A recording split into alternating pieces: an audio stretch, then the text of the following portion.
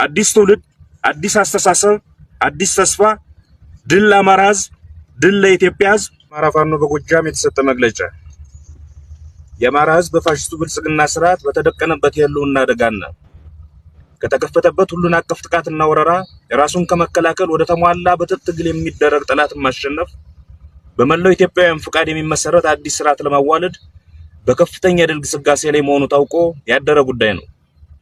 ይህንንም በከፍተኛ ሐሳብና ድርጅታዊ ጥንካሬ መምራት በውል የተተገበረና በሚመጥን መልኩ የተጠናከረ እየሄደ ያለ ነው። ትግሉ አሁን ባለበት ደረጃ ላይ እንዲደርስ የአንበሳውን ድርሻ እየተወጡ ያሉ የፋኖ አደረጃጀቶች የዓላማ የተልእኮ ልዩነት ባይኖራቸውም አንድ ወጥ መዋቅራዊ ቅርጽ መያዝ አለመቻላቸው በትግሉ ሂደት እና ፍጥነት ላይ የፈጠረው ሳንካ በቀላሉ የሚታይ ያለመሆኑን በትግሉ ሂደት ከገጠሙን ችግሮች መረዳት ችለናል። የአማራ ህዝብ ኃይል ፋኖ ከተመሰረተበት ዕለት ጀምሮ ባከናወናቸው ተጋድሎዎች ደማቅ ታሪክ የጻፈ ሲሆን የፋኖን እንቅስቃሴ በማሰልጠን በማደራጀት ማስታጠቅና ማታገል ትልቅ አስተዋጽኦ አበርክቷል። የአማራ ህዝብ ተጋድሎና የፋኖ ሰራዊት እድገት የወለደው የጎጃም እዝ ፋኖም ትግሉን ወደ ከፍተኛ ደረጃ ማሳደግ ረገድ ያደረገው አስተዋጽኦም በታሪክ ፊት የሚታወስ ነው። አሁን ባለንበት ነባራዊ ሁኔታ በአንድም ሆነ በሌላ መንገድ እነኚህን ስሞች መጠቀም አስፈላጊ ሆኖ አለመገኘቱንና ትግሉን በተቀናጀ አመራር ስምሪት መምራትና ለዚህም መገዛት የሚገባን ስለመሆኑ የህዝባዊ ኃይሉም ሆነ የህዝቡ አመራሮች ከተደጋጋሚ ውይይቶች በኋላ በሙሉ ድምጽ አምነንበታል። ይህንንም ስምምነትና ውሳኔ ድማማ ዲክላሬሽን በሚል ሰይመነዋል። ይህንኑ የአደረጃጀት ጉዳይ ልባት ለመስጠት የተለያዩ ወገኖቻችን ከሚያደርጉት ጥረት ጎን ለጎን እኛም ለ3 ጊዜያት ያክል ፍጹም ወንድማማችነት አማራዊ ጨዋነትና ኢትዮጵያዊ ግብረገብነት በተላበሰ መልኩ ባደረግነው ውይይት መሰረት አንድ መዋቅርና አመራር የሚፈጠርበትን ሁኔታ ለማምጣት ተስማምተናል። ከዚህ ውሳኔ ላይ የደረስነው ትግሉ የደረሰበት ደረጃ ቀጣይ የሚጠበቅብን ከፍተኛ ኃላፊነት ይህንን ትግል የተሻለ ደረጃ ላይ አደርሶ ማየት የሚፈልጉ የፋኖ ሰራዊት አባላት፣ ሌሎች አቻ የፋኖ አደረጃጀቶች፣ በውጭና በአገር ውስጥ ያሉ ደጋፊዎች ለጉዳዩ ያላቸውን ጉጉትና ጽኑ ፍላጎት ከግምት ውስጥ በማስገባት የሁለቱም ወገን አመራሮች በአንድነት የሚመሩትን የፋኖ አደረጃጀት ማምጣት እጅጉን አስፈላጊ መሆኑን በመገንዘብ ነው። በዚህም መሰረት የአማራ ፋኖ በጎጃም በሚል መጠሪያ ወደ አንድና ወጥ የፋኖ አደረጃጀት ማሳደጋችንን ለመላው ሰራዊትና አመራር አባላት፣ ለመላው የአማራ ህዝብና ኢትዮጵያውያን እንዲሁም ደጋፊዎቻችን ሁሉ ስናበስር በታላቅ ደስታ ነው። በመሆኑም የአማራ ፋኖ በጎጃም ቀጥሎ የተዘረዘሩትን ጥሪዎች ያቀርባል። አንደኛ፣ ይህ መግለጫ ከተሰጠበት ዕለት ጀምሮ በነባር አደረጃጀቶች ስር የሚንቀሳቀሱ የፋኖ ሰራዊት የአማራ ፋኖ በጎጃም አመራርና አባል መሆኑን አውቆ በዚሁ መጠሪያ እንዲጠቀም እያሳሰብን ሚዲያዎችም ከዚህ ዕለት ጀምሮ የአማራ ህዝብ ኃይልና የጎጃም ፋኖ የሚሉትን አጠራሮች እንዳይጠቀሙ በዚህ ፋንታ የአማራ ፋኖ በጎጃም የሚለውን ስም ብቻ እንዲጠቀሙ እናሳስባለን። ሁለተኛ፣ አንድ መዋቅርና አመራር ለመፍጠር በተደረገው ውሳኔ መሰረት የአማራ ፋኖ በጎጃም አመራሮች አንደኛ፣ አርበኛ ዘመነ ካሴ ሰብሳቢ፣ ሁለተኛ፣ ሻለቃ ዝናቡ ልንገረው ምክትል ሰብሳቢና ወታደራዊ አዛዥ፣ በዚህ ውስጥ ሻለቃ የኔዓለም ዘለቀ ምክትል ወታደራዊ አዛዥ፣ ዘመቻ ኃላፊ መቶ አለቃ አበበ ሰሞን፣ ምክትል ዘመቻ ኃላፊ መቶ አለቃ ማርቆስ አሞኜ፣ ስልጠና ኃላፊ 50 አለቃ ታየ ብርሃኑ፣ ምክትል ስልጠና ኃላፊ ኮሎኔል ጌታውን መኮንን፣ ሎጂስቲክስ ኃላፊ ዘመኑ ገረመው፣ ምክትል ሎጂስቲክስ ኃላፊ መንበሩ ጌታዬ፣ ወታደራዊ አስተዳደር 50 አለቃ ይበልጣል መልካሙ ናቸው። ሶስተኛ፣ አርበኛና ጠበቃ ስረስ ማረ ምክትል ሰብሳቢና የፖለቲካ ዘርፍ ኃላፊ፣ ፋኖ ግሩም ምሳሌ ምክትል የፖለቲካ ዘርፍ ኃላፊ። አራተኛ፣ የውጭ ግንኙነትና የዲያስፖራ ጉዳዮች መምሪያ ስሜነ ሙላቱ ኃላፊ፣ ኃይለ ሚካኤል ባዬ ምክትል ኃላፊ።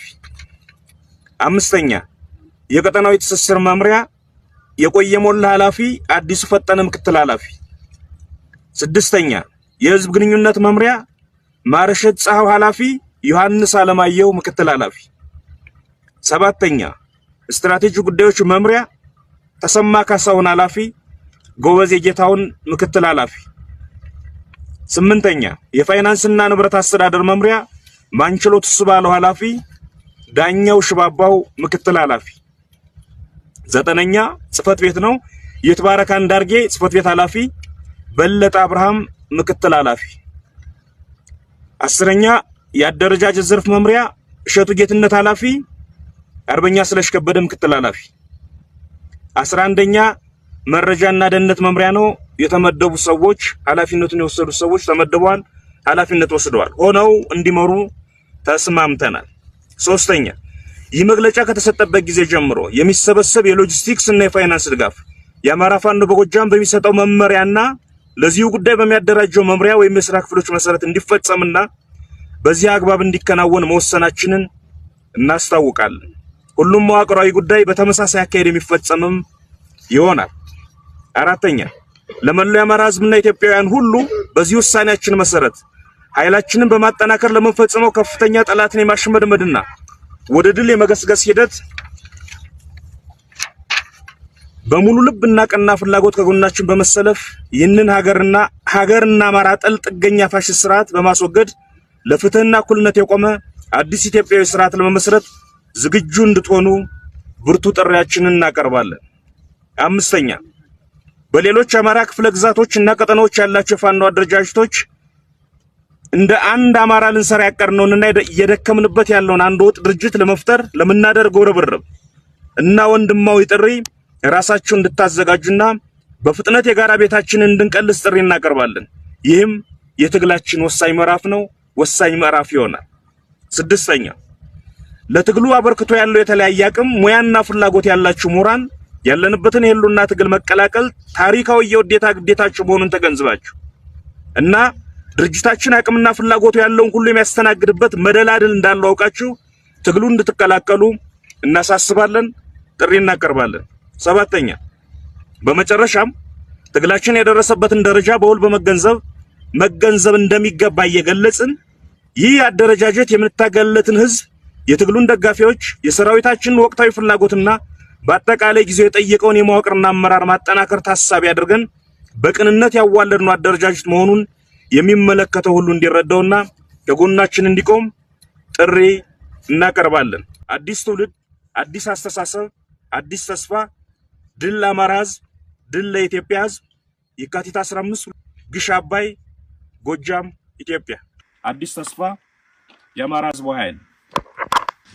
አመሰግናለሁ። እንግዲህ ይሄንን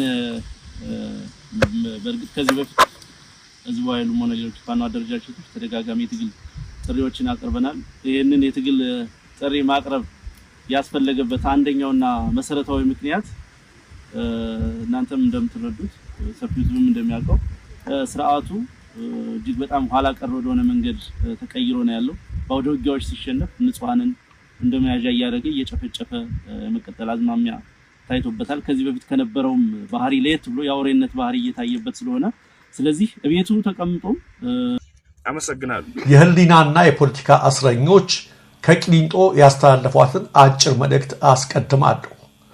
ሀገራዊ ምክክር የሚል ማደናገሪያ ይቁም ይላል የመልእክታቸው ርዕስ።